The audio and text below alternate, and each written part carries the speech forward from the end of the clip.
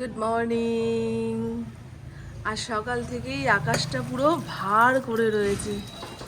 মেঘ করেছে সেটা বলবো না, তবে রোদ ওঠেনি।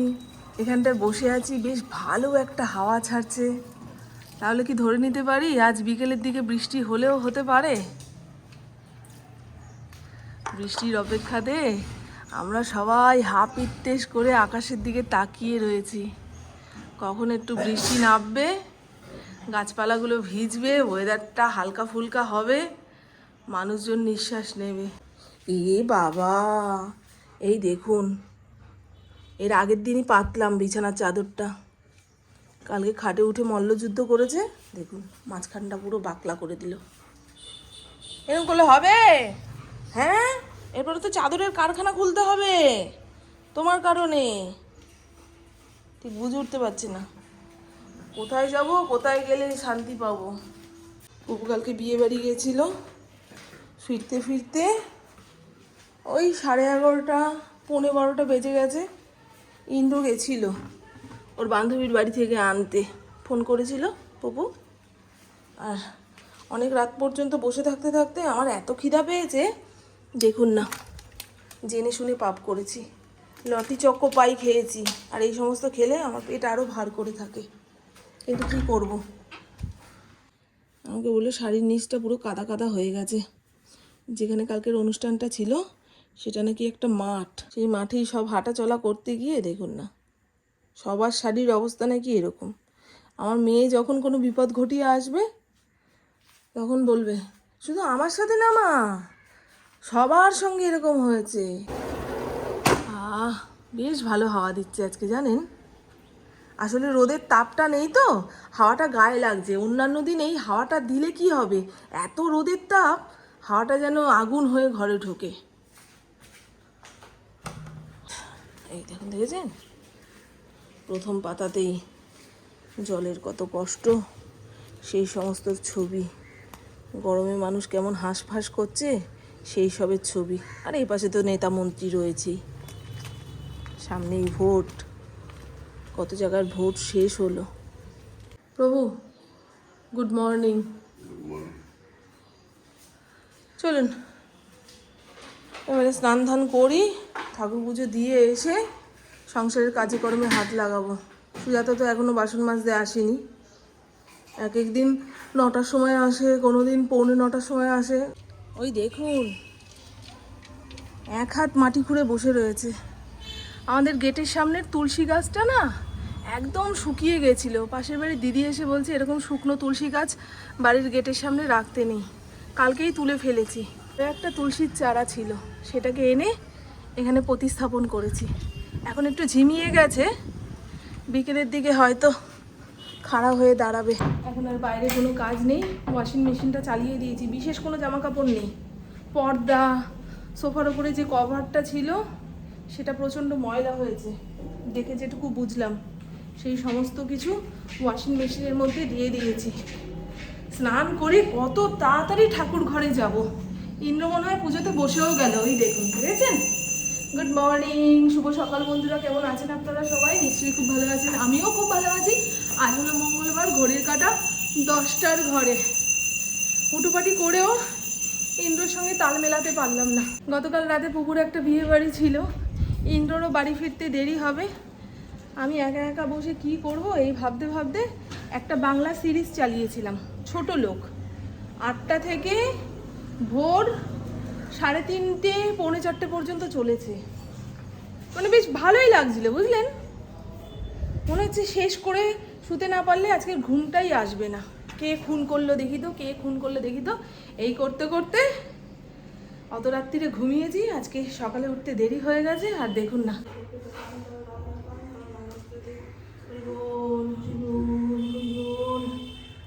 ঠাকুর তুমিও ভালো থেকো, আমাদেরও ভালো রেখো। এবারে আমার আসল ঠাকুরের সেবা করি। মানুষের মধ্যেই তো ভগবান, তাই না? ভগবান কি আর খেতে পারে? ঠান্ডা হাওয়া দাও সেটা বলতে পারে? মানুষকে সেবা করলেই ভগবানকে পাওয়া যায়। তাই সংসারের প্রতিটা কাজ ভক্তি সহকারে করো, যেন ভগবানের সেবা করছো। এই ভেবে। অনেক বড় জ্ঞানের কথা, কিন্তু এটাই সত্যি। মানুষ মন্দির মূর্তিতে ভগবান খোঁজে, অথচ মানুষের বদনাম করেন, কিভাবে কাঠি দেব সেই সমস্ত চিন্তা করে বেড়ায়। তাতে কি আর পূর্ণ হবে? হবে না। ভগবান ঠিক বুঝে শুনেই সবাইকে সব কিছু দেয়। তুমি হরে কৃষ্ণ হরে রাম বলছো, অথচ মানুষের ক্ষতি চাইছো, কি করে হবে? তাই মানুষের জন্যও প্রার্থনা করতে হবে। যে আমার খারাপ করছে তার হয়ে ভগবানকে বলতে হবে, ভগবান ওকে সুমতি দাও, ও আমার সঙ্গে যেটা করেছে অন্যের সঙ্গে সেটা যেন না করে। বুঝলেন? এই মুহূর্তে পরিস্থিতি একটু কঠিন। ভগবানকে তো সবসময় ডাকছি, ভগবান কঠিন পরিস্থিতিগুলোকে সহজ করে দাও, মনের শক্তি দাও। আর দেখুন, প্রত্যেক দিন সকাল সন্ধে একটুখানি ধূপ ধুনো দেখাচ্ছি, তাতে অনেকটা পজিটিভিটি আসে যে ভগবান তোমাকে সাক্ষী রেখে এই কাজে যাচ্ছি, ভালো খারাপ যা হবে তুমি বুঝবে। এই দায়িত্বটা ওনার উপরে দিয়ে দিতে পারলে সব কাজ ঠিকঠাক হবে। চলুন। নাকটা খুব ব্যথা হয়েছে গো বন্ধু। কালকে যে মুভিটা দেখছিলাম, মুভি না সিরিজ, সেই সিরিজে পুলিশ অফিসারটা একখানা নাকছাবি পড়েছে।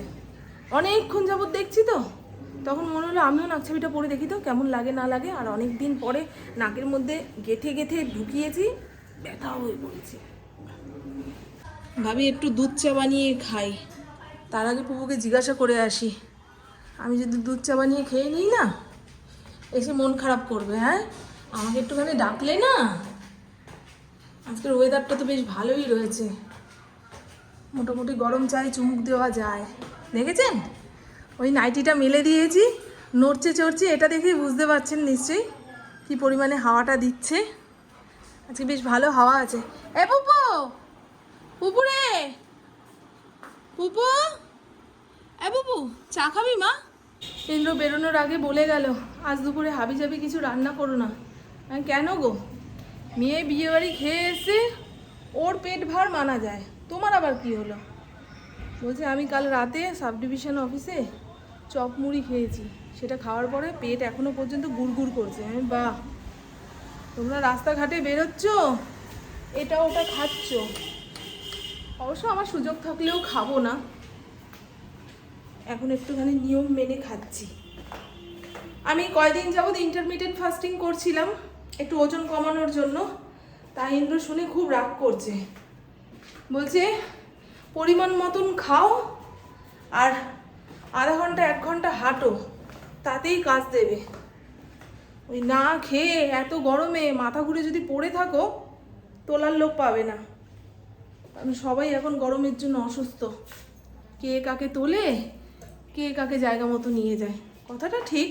আমার বাপের বাড়িতে বেদনা মানে আমার কাকি, আমরা যখন ছোট ছিলাম খালি বলতো আমি যখন মরে যাব আমার ফটোর সামনে 4-5 গ্লাস ভর্তি ভর্তি করে চা রাখবি, হ্যাঁ, অন্য কোনো কিছু দিতে হবে না, তাতেই আমি তোদের আশীর্বাদ দেব, এইরকম বলতো। আমরাও ছোট ছিলাম তো, আর বলতাম ঠিক আছে কাকি দেব। প্রায় অনেক কাল পরে পাউডার দুধ দিয়ে চা বানাবো। আমি তো সব রকমই খেতে পারি, কিন্তু পুকুর মুখে রুচি অরুচি চলে এসছে।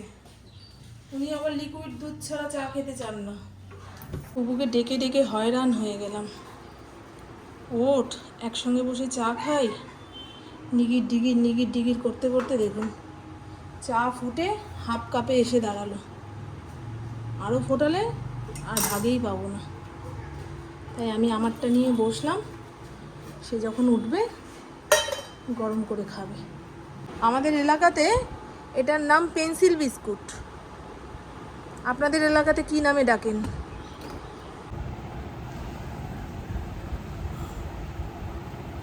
তোমার এসো, অর্ধেক খাওয়া হয়ে গেল।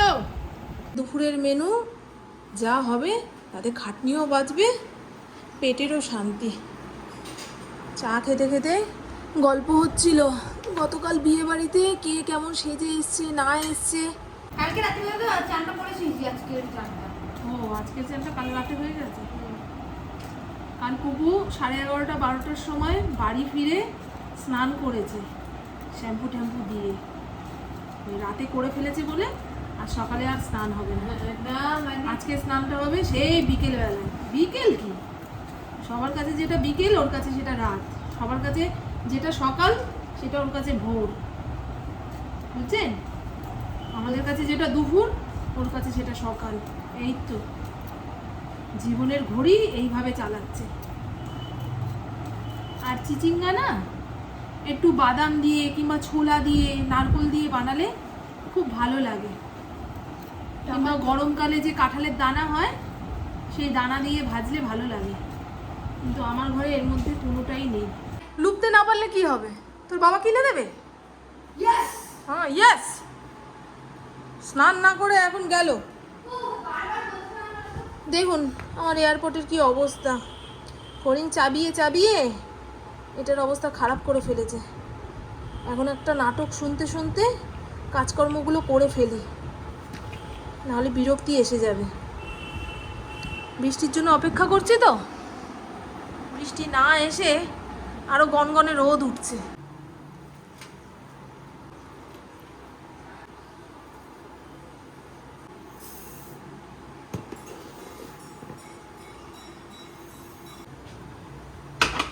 হাওয়াতে বারবার জানলা কপাট বন্ধ হয়ে আসছে, কতবার যে খুললাম, কতবার যে ঠাসঠুস হয়ে বন্ধ হলো।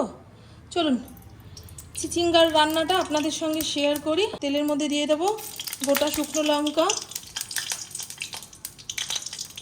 কালো জিরে, এখানে একটা পেঁয়াজ ঝিরিঝিরি করে কেটে নিয়েছি, রসুনটাও লম্বা লম্বা করে কেটে নিয়েছি, আর কয়েকটা চেরা কাঁচা লঙ্কা। ফোড়নটা একটুখানি চড়বড় করে আসলে এই সমস্ত কিছু দিয়ে দেবো। আগে থেকে ভাপিয়ে নেওয়া চিচিঙ্গাটা তেলের মধ্যে দিয়ে ভালো করে নাড়াচাড়া করব। এই হলো আলু ভাতে লাল লাল করে মেখে রেখে দিয়েছি। এখানে চিচিঙ্গা ভাজা নারকোল দিয়ে করেছি। এই হলো পেঁপে দিয়ে ঘন ঘন ডাল, একটুখানি নাড়িয়ে চাড়িয়ে দেখালে বুঝতে পারতেন কতটা ঘন হয়েছে না হয়েছে। আর এই মরেছে, আপনাদের দেখা দেখি পাঁপড়গুলো মরমর করে ভেঙে গেল। এই হলো পাঁপড় ভাজা। ফড়িংকে খেতে দিয়ে দিয়েছি, খাওয়া কমপ্লিট। একটু বেলা করে চা বিস্কুট খেয়েছি তো পেটটা ভরা রয়েছে, এখন খাবো না। কনকনে বরফ জল, বাপরে বাপ, গলার ভিতরটা পুরো ছ্যাঁকা লাগলো গো, এত ঠান্ডা খেতে পারি না। অনেকে ফ্রিজ থেকে কনকনে ঠান্ডা জল বের করে গলার মধ্যে ঢকঢক করে ঢালে, পারি না। নর্মাল জল ঠান্ডা জল মিলিয়ে মিশিয়ে তারপরে খেতে হবে। দেখেছেন সুখ কাকে বলে? এত গরমে মানুষ জলে ঝাঁপ দিচ্ছে, ড্রেনে চুবে বসে থাকছে, আরে খাট ছাড়া নড়ছে না। ভাবতে পারছেন তো সুখ কাকে বলে? জীবনে গরম বলে জিনিস নাই। কোথা থেকে কি গায়ের মধ্যে চুপকে নিয়ে চলে আসি। এসিটা চালাই ভাই, বিকেলবেলায় যখন বৃষ্টি আসবে লাভ দিয়ে আপনাদের দেখাবো। হ্যাঁ, সবার এলাকাতে একটু বৃষ্টি হোক, মানুষজন স্বস্তি পাক। আরে আজকে গুমোট গরমে বৃষ্টি আসার আগে ঠিক এই গরমটা থাকে, আজকে শিওর হবেই, না হলে মানুষ দেখবেন ধর্নায় বসবে।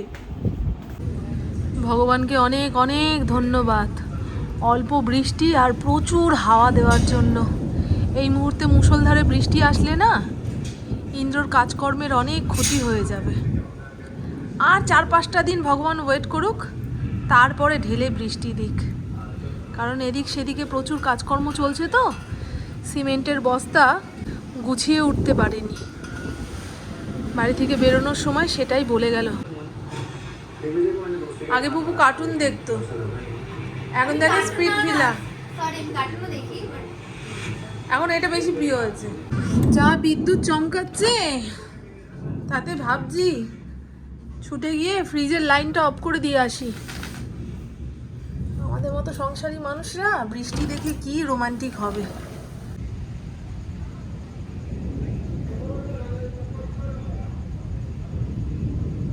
গুড মর্নিং, আজ হলো নেক্সট ডে। ঘড়ির কাঁটা 10টার ঘরে, সবে ঘুম থেকে উঠলাম। পুপু টিউশনে বেরিয়ে গেছে, ইন্দ্র তাকে দিয়ে আসতে গেল। আর রাত থেকে সকাল পর্যন্ত যে টানা ঘুমিয়েছি তা নয় কিন্তু, গতকাল রাতে ফড়িংকে কৃমির ওষুধ খাওয়ানো হয়েছে, মনে হয় পেটটা কামড়াচ্ছিল, 3 থেকে 4 বার আমাকে উঠিয়েছে। কাল খুব জোরে বৃষ্টি না হলেও যে পরিমাণে ঠান্ডা হাওয়া দিয়েছে তাতে অনেকটা ওয়েদার হালকা। আর 12টার সময় যে বৃষ্টিটা হলো মোটামুটি 10 থেকে 15 মিনিট, সেটা দেখেই শান্তি। আমার না বৃষ্টি দেখতে ভীষণ ভালো লাগে। বর্ষাকাল ভালো লাগে সেটা বলবো না, কারণ বর্ষাকালে যেটুকু টাইম বৃষ্টি হয় সেইটুকু শান্তি, আর বাদ বাকি টাইমটা ভাপানো গরম। তাই কাল ধরে কোনো কথা বলবো না, তবে বৃষ্টির দিনগুলো আমার ভীষণ ভালো লাগে। কাল 10 থেকে 15 মিনিটের যে বৃষ্টিটা হয়েছে তাতে মনের পাপ তাপ সব ধুয়ে নিয়ে চলে গেছে, এরকমই মনে হচ্ছে। কিন্তু আজ যে পরিমাণে রোদ উঠেছে, কতক্ষণ ওয়েদার হালকা থাকবে কে জানে। তো চলুন বন্ধু, এরপরে আমার অনেক কাজকর্ম রয়েছে। কালকে এত পরিমাণে হাওয়া দেওয়ার ফলে ঘরে অনেক ধুলো বালি পুরো এঁটে এঁটে রয়েছে, এক ফোঁটা জল দিলেই কাদা বেরোবে, সেগুলো মুছতে হবে। ঠাকুর পুজো দিতে যাব, স্নান করব। অনেক দিন পরে ট্যাঙ্কির জল ঠান্ডা হলো, সেই ঠান্ডা জল দিয়ে স্নান করব। কালকে রাতেই দেখছি জলটা কি ঠান্ডা। তো চলুন বন্ধু, আজকের দিনটা শুরু করা যাক। আর এই মপটা না কিনে আনার পরে কোথায় রেখেছিলাম, অধিক যত্নে বলে না জিনিস চোখের বাইরে চলে যায়, সেরকমই হয়েছিল। কালকে ওপরের বাঁকটা পরিষ্কার করতে গিয়ে দেখি এটা পেলাম, হালকা জানেন তো। নিচের ঘরে যে দামি একটা মপ কিনেছিলাম ওটা ভারী, জলে ভেজানোর পরে যেন আরও ভারী হয়ে যায়। এই জায়গাটা গোছাবো গোছাবো করে আর গোছাতেই পারছি না, আলিস্যতে ধরেছে আলিস্য। খালি মনে হচ্ছে গরমটা একটুখানি কমুক, ওয়েদারটা একটু হালকা হোক, তখন অনেক কাজ করে ফেলবো। এই অনেক কাজ করে ফেলবো করে এত জমিয়ে ফেলেছি না, পরে নিজে দেখে নিজেই ভয় পাবো, লোক ডাকতে হবে। তো আমার বকবক আজকের মতন এইটুকুই। আপনারা সবাই খুব খুব খুব ভালো থাকবেন, নিজের শরীরের খেয়াল রাখবেন, সুস্থ থাকবেন, আর অল টাইম স্মাইল করতে হবে। টাটা, খুব ভালো থাকবেন। আগামীকাল 25শে বৈশাখ, তাই না?